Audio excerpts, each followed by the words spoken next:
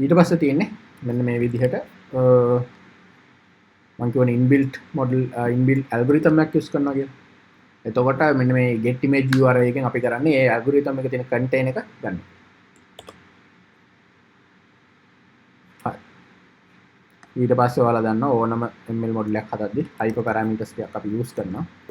මේක ඔයාලට ඕන විදිහකට දාගන්න පුළුවන්. ඒ කියන්නේ normal hyper parameter sense එකක් තියෙනවනේ machine learning කරද්දි.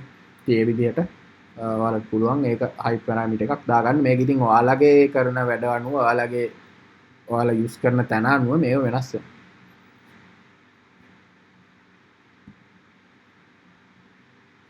හරි.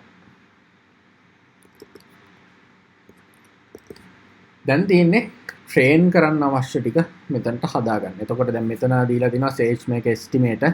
දැන් මේ container එක තමයි use වෙන්නේ hyper parameters ටික pass කරලා දිනවා. මේක role එක තමයි SageMaker එකේ execution role එක කියන්නේ. instance count එක එකයි. දැන් මේක අපි train කරන්න අපි වෙනම instance එකක් ගන්නවා.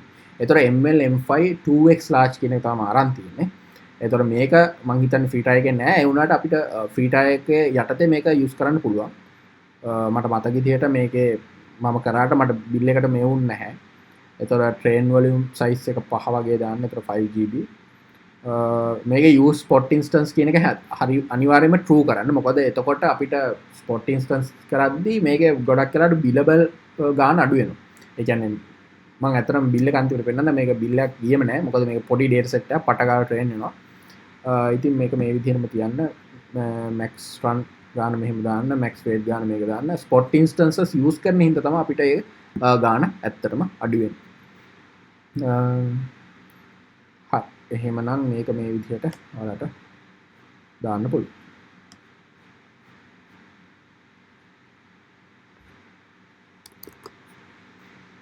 ඊට පස්සේ තියෙන්නේ fit. එහෙම නැත්නම් ඔයාලා දන්නවා fit කියන්නේ machine learning model වල fit කියන්නේ ගොඩක් වෙලාවට train කරන code එක. එතකොට estimator.fit හරි input එක train එක දුන්නා validation එකට අපි input වල S3 වල තියෙන test data set එක දුන්නා. එහෙනම් මම ඒකත් මෙහෙම කරන්න. හරි. දැන් starting the training job. ඒ කියන්නේ අපේ machine learning model එක train වෙන්න පටන් යන දී. මෙතන ML M5 2x large එක අනිවාර්යෙන් දාන්න. මොකද මෙතනදී පට ගාලා train වෙනවනේ. අන්න එතකොට ඒක ඔයාලට වටිනවා. මොකද ගොඩක් වෙලා train වුණාම ඒක අවුල්. මොකද එතකොට ඔයාලගේ bill එකට මේ වෙනවා.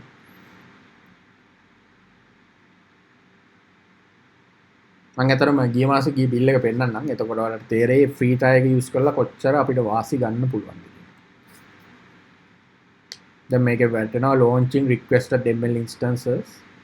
අපි request කරපු ML instance එක මෙයාලා දෙනවා.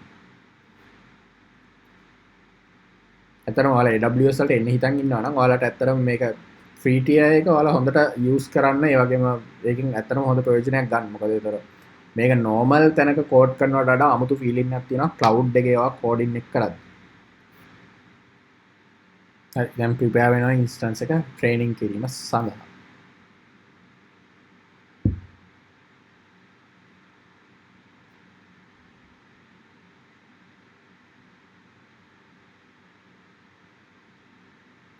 Downloading input data කියලා වටනවා training image download completed training in progress.